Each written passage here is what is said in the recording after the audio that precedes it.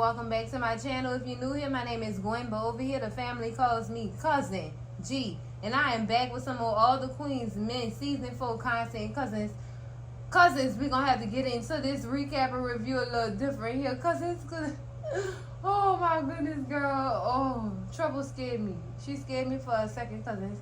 But this is the recap and review of All the Queens Men Season 4 episode 13. They titled this episode U.N.I.T.Y. Girl, unity. Girl, when I tell you they was unified, I loved it. I loved it. Because as y'all know how I do this over here, it's storyline time, cousins. And we're going to start this storyline time off with Miss Tony. Now, Tony, girl, you ain't no good. She ain't no good. Tony is working with Jean Babhill as child to try to take Club Eden from Madam. They think, they believe, especially Jean, these who believe that Madam is for sure gonna get locked up. They believe she is for sure gonna get locked up. But baby, she got the best lawyer ever. Love it doing his thing, baby. He doing his thing and keeping her and her people up out of that doggone jail. Girl, but see, Gene have his mind made up that he have the law on his side. Gene ain't learned. You try to go tell on Madam, but you couldn't tell on Madam without telling on yourself and Alan. R.I.P. You couldn't do that. You could not do that. Now Tony want Club Eden. I think she want to turn Club Eden into something different, cousins. I really believe that she want to turn Club Eden into something different. Now she want Club Eden on top of having Maddie B's. But see, Carla got plans. She about to go contest their daddy will in the courthouse, girl. And say he wasn't in his right mind when he wrote this will out. Because she don't believe Tony deserves to have Mad Bees to herself.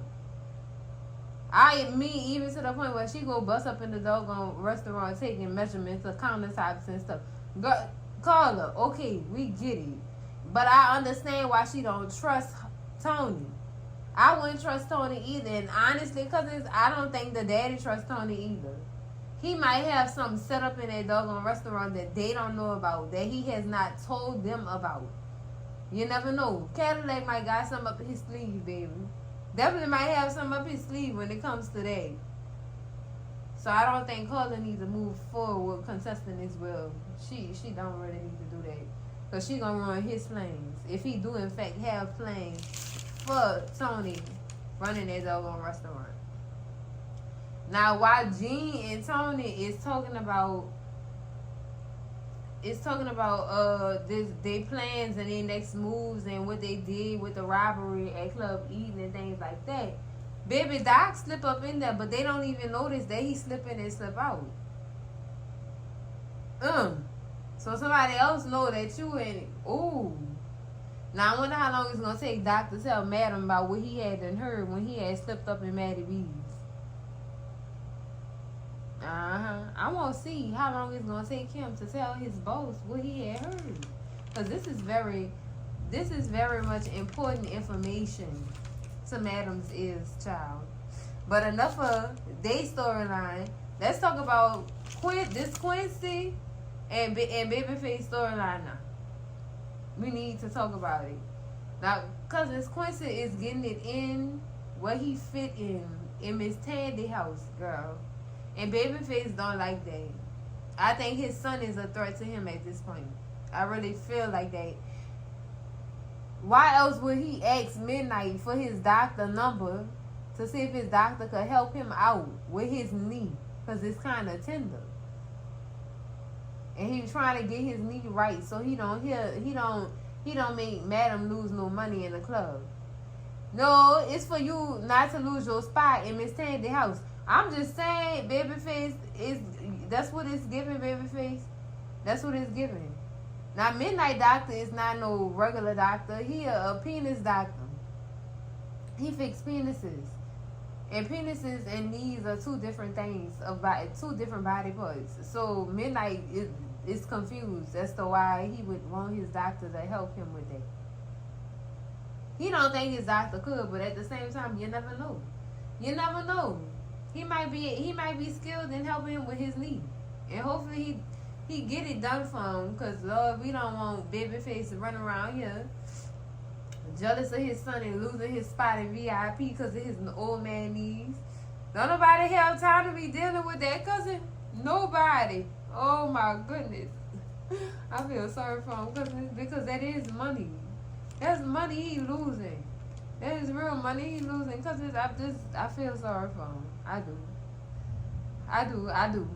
I know I said I didn't care about Babyface, but I feel sorry for him because he really about to lose his spot in both places to his son, girl. That's sad.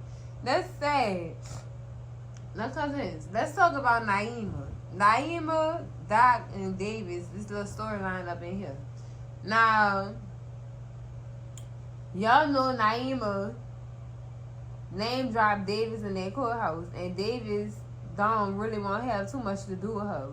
But Naima start putting two and two together about when she was in the club eating, you know, and how she was okay at first until Doc had bought her that drink. And she figured the Bostoners didn't do it. It had to be Doc. Girl, I mean, went to this man's house and everything trying to check him. Girl, get out that man's house. You don't got no proof it was him. Get out that man's house with them accusations and no proof, girl. You know it ain't gonna work for you.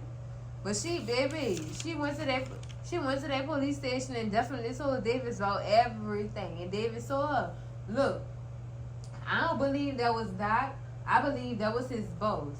And pretty soon, I feel like Davis gonna be putting two and two together, cousins. She gonna put two and two together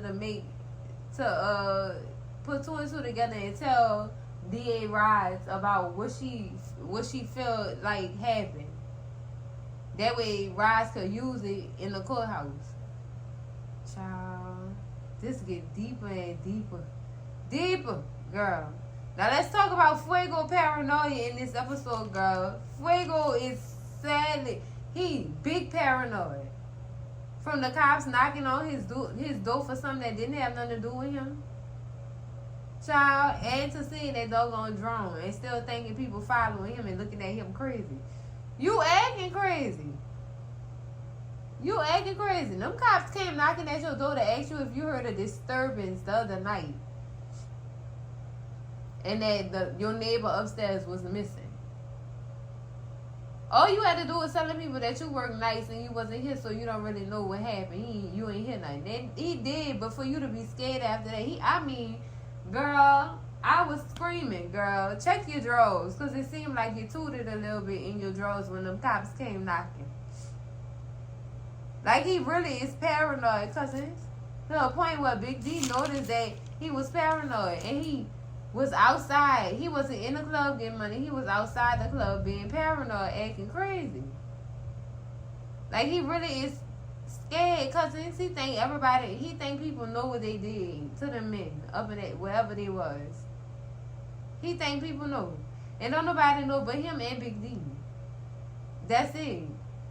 I just need for him to calm down. For real. Like, he borderline about to tell on his damn self. The way he's so paranoid. But Fuego not about that life like that. So that's expected of him, cousins. That's really expected of him. Now, Big D tried to put some ease on him when he said what jury wouldn't understand your situation as to why you did that. How you know the jury can't be on your side? Understand why you did what you did.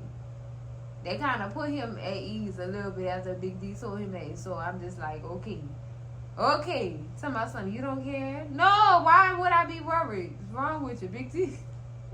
Oh my God, if he do have the ability, he have the mentality of a New Orleans dude for real. For real. What you worried for? I'm not worried about nothing. Who's gonna do? Girl, look, everything about a New Orleans dude, girl. Now, cousins, I want to talk about some soft spots in this episode. One with Amp trying to help Midnight prove help Midnight try to prove that Renee is lying on him. Like, they're trying to set her up so that Midnight name could be cleared in that police station. Because Amp he concerned. He would hate to see one of them dudes go to jail for something they ain't do. And that's understandable, Amp. That's truthfully understandable. Because his ex, this girl Renee is nuts. She is really crazy because I understand, but she nuts. That lady crazy for real. Oh, now that's the soft spot to me because he actually did try to help his colleague, and I could appreciate that. I could respect that right there. I liked it. I do. Amp just in good spirits because his mama didn't agree to go to his AA meetings with him and everything, girl. Well, go to one of his AA meetings with him, and that made him happy that she would want to go there. But see, you gotta watch your mama, Amp. Let me tell you why you gotta watch your mama. Your mama could be using you for intel. Your mama could be using you for information to try to take over your auntie club and sabotage your auntie well-being. Oh, baby, watch your mama with your third eye. I'm gonna need Amp to keep his third eye on his mama. I don't trust that lady. I don't trust her. I was all for him giving her a chance, but her, now that knowing she working with Gene, no, don't trust that lady. Don't trust her. Please, Amp.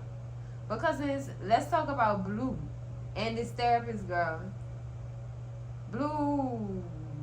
Oh. Sis, you had to know when you told that therapist that you unalive Kate, that she was going to try to ask you more questions so she could get answers. You had to know. And it's like you set yourself up for that, too, cousin. Because what killer in their right mind going to tell their therapist anything like that? I mean, you would have sugarcoated it a little bit, but you flat out told her you unalived your ex-girlfriend. Or girlfriend at the time. You straight up told this woman that. Yeah, she going to have questions. Yes. She want to know if she regretted it. And yes, Blue do regret that. She do. But she didn't really have to do that. But she felt like it was something she had to do because Kat would have jeopardized Madam. And with Madam being jeopardized, Blue would have been jeopardized too. So, I understand why she would do it. And I also understand why she would regret it. Now, the therapist had more questions for her as to why she thought she had to do it. Blue said she was giving my boss problems. So did your boss tell you to do it? No, and let me clarify that for you. No, my boss did not tell me to unalive my girlfriend. That I said. So don't ask me that no more. I'm loyal to her. She look out for me, I look out for her. Period. That's it. I don't know if this was good for Blue to go to a therapist. Do they have some kind of therapist for killing? I'm just trying to see something. I'm trying to find a way for Belinda to get some help, girl. Because, Blue. Going to this therapist probably was a good and bad idea at the same time. Because you was going to slip up and say something anyway. That's what I always feared for her. Always feared that for her. Not you going to these therapy sessions and things like that. Your boss out here having nightmares about you sabotaging her. You going to these therapy sessions and not telling nobody and being secretive. Tommy being suspicious about where you going and what you doing and what office you going to in that building. You just got a lot on your back with you going to these therapy sessions. So was it a good idea or not? Especially dealing with your line of business. Was it a good idea? And I'm going to say no, it wasn't a good idea for her to go to therapy because she was going to slip up and say something up in her and feel some type of way. Now, the therapist had to make Blue feel a way or whatever because once Madam them started getting down to the nitty gritty about who robbed the club or whatever, they made plans to get information from the girls or whatever, and Blue said, "Is we gonna need a team?" It sounded as if she didn't want it all to be on her back, on her conscience, if she had to take somebody out, basically. That's what I got from that. Like, she held her head down for a minute, looked at Madam, and then she walked out the office. But you could tell she felt some type of way. Like, she don't want unnecessarily unalive people. Basically. That's how I felt. That's what I got from that, cousins. I felt for Blue. I did, because it's tough when you loyal to somebody. You know what I'm saying? It's just tough, man. So now you still got Madam looking at you sideways. Yeah. Now, speaking of Madam, baby, let's get on to my girl storyline. Save the best for last. Of course. Now, in the beginning of this episode, Madam had that nightmare. I just mentioned this nightmare that she had. When she going to jail, they going to give her the death sentence. And Blue is the one that's going to be giving her the injection. Yes. It's giving backstabbing. It's giving something for Madam to have a mental rewind about every time she think Blue doing something crappy to her. Girl, ooh. And this nightmare scared the sleeves off her, girl. Got up screaming and everything. My goodness. My goodness, girl. That nightmare right there. I said nightmare, not dream. Nightmare. Wasn't nothing good about whatever that was. Nightmare, girl. Oh, my goodness. Poor Madam. Madam just, it's a lot, girl. I don't even see how she dealing with none of this. I don't see how she doing this. I don't. Now, she do get a visit from her daddy, and that lifts her spirits. Yep, Cadillac. We do see Cadillac on this episode, child. And Cadillac is just going to the house to support his daughter, whatever. Give her advice, encouragement, and stuff like that. And that was good for her. You know, her face lights up when her daddy is in the room. Daddy's girl behavior. Understood, girl, understood. Now, Carla then popped in, and Cadillac won't know if Carla and Madam been getting along with Tony. But see, that with their daddy don't, hell, they don't even know this shit, girl. But, girl, they don't like Tony. And Cadillac put his foot down. He stood on all 10. Y'all gonna get along like y'all sisters. That's what y'all gonna do. That's what y'all gonna do. And Carla just like, I don't understand why you let her have Maddie B's. Why? And like I told y'all, I think Cadillac got a plan. He might be setting Tony up his damn self. He ain't gonna forget about her writing on him. He not. Of course he's not gonna forget that. I wouldn't. Shoot. I wouldn't forget that. But yeah. How we know Cadillac don't have a plan? How we know that man don't have a plan? He seemed like he always a man with a plan. So let's see moving forward, because I really feel like Cadillac got something set up at Maddie B's for Tony. I'm just saying, cousins. It's really giving that. And he wants them to be tight-knit and close to not make it seem as if something is going on in Maddie B's behind Tony Day. Girl, look. Let me see, girl. Look. Look. Ooh. I really feel that way, cousins. Oh, my goodness. But see, either way, Carla and Madam is not listening to their daddy. They really don't like their sister. They don't like her. They don't even feel like she need to be a part of the family at this point. And I'm not mad at them for feeling that way. I'm not. Now, meanwhile, back in the courthouse, cousins, I love how all the dancers stood on business and held Madam down on that stand. Oh, everybody held her down. I loved it. She loved it too, because when they got back to the club, she told them she appreciated them for what they did in that courthouse. She appreciated them. Oh my goodness. That was some loyalty for real. Loyalty. I think her main thing she was scared of was Trouble taking a stand. She was definitely terrified of Trouble taking that stand, because Trouble knew too much. She really knew too much, child. She do. But Trouble held it down. Trouble reneged on everything. Said Davis paid her under the table to write incriminating information about Madam. Ooh. And Davis popped. She got to stood up and that lying mother girl. Yeah, Davis. There you go. There you go. That you see what now. You see what this girl loyalty like. You see exactly what her loyalty like, girl. When I tell y'all, Trouble flipped the script for real. She flipped the script.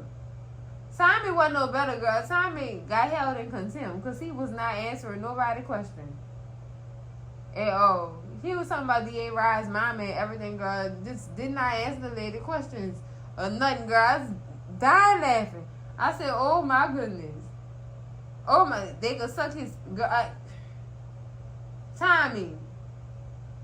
That was nasty. But yo, yeah. Trouble held it down for real. She really did.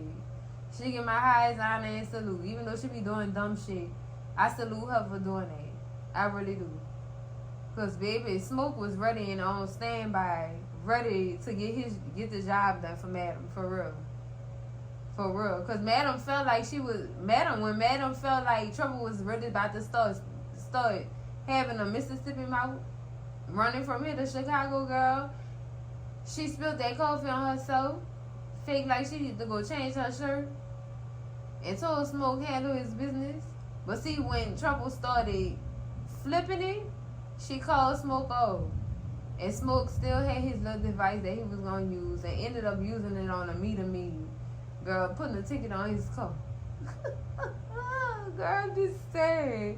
He did not care at all, girl. I'm not mad at I am mad at him because she was innocent. You shouldn't have put your car. Smoke was down bad. He had to take that lady out. But back to Trouble. She held it down, cousin. She held it down. She really did. Girl. So it was a good day in court today. But see, Trouble ended up getting arrested by Davis for perjury. But Madam ended up getting out. She sent Lovey to go do his thing. So now Lovey is gonna be Trouble's lawyer for any legal matter she need handled. Lovey got her. Since she held Madam down, Madam held her down. Girl, I love that reciprocity right there, girl. That was nice. Now what was also nice is when Madam finally went to go get answers to her questions from Jamal, girl. Jamal gave it up real quick. Took his drawers off quick, girl. When they still got pointed to his head, he took his drawers off real quick. He spilled all the tea. All of it. I don't want to say name drop, but spill all the tea about the females at that warehouse. So he is the one that told Madam about the females at the warehouse, right? So when they go to try to handle the females at the warehouse or whatever, girl, they torture two of the girls and they don't want answer. Cousins, why y'all just didn't answer this woman? Girl, tortured her with a staple gun. Girl was like, wow. I mean, hands, neck, head. Girl took one of the girls out with the staple gun and everything because they didn't want to spill that tea. But then when the leader ended up coming up in there, the leader spilled all the tea. All the tea. Yeah, it was Gene. Gene paid us to go do that. Told us take everything from everybody and do what we wanted with it after that. So you paid them to go rob Madam Club just to take the customers' belongings for you to go sell them and keep the rest of what y'all found. That was stupid. That was so stupid. That was so stupid. Now you got your hand stapled in the goddamn floor. Because y'all know Blue wasn't holding back. Especially because she was the girl that put Blue in that doggone box. And Blue definitely asked her, well, you don't want to put me in that box? You know how it is. It is what it is. And then you know how this game... No. And she stapled her hands to that. Now you see how that is. Shoot. Girl, you lucky she ain't take you out. And which she should have. Just to get it over with. We don't need no loose ends and nobody trying to come back and retaliate for nothing. You know what I'm saying? So, girl, when the leader told her that or whatever, she told the girl, call Jean. So in next episode, cousins, it's giving Madam about to take a ride to Maddie B's, because that's where Jean was located when the girl called him. Madam, you sure you want to do this? You not supposed to be getting in no trouble right now. You still on trial, cousin. We don't need you doing this, especially now. David's about to give Rides some news she could use. It's coming. It's definitely coming. And Rides is gonna take advantage of that, baby. Especially since Lovett said he about to go put a motion in with the bow about Rides and her prosecutorial misconduct. That's what he said. So Rides about to get her back up out the corner if Davis go tell her this. So I think it's about to be some more mess, cousin. They gonna have to shimmy and shake up out of. It's about to be some new mess. Wow.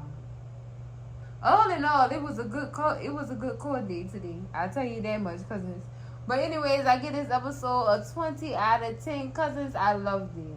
I loved it, baby. Yes. I can't wait till next Thursday. Because that's it for the recap and review. Make sure y'all like, comment, and subscribe. And I'm going to see y'all in the next video. Cousins, love y'all. Bye.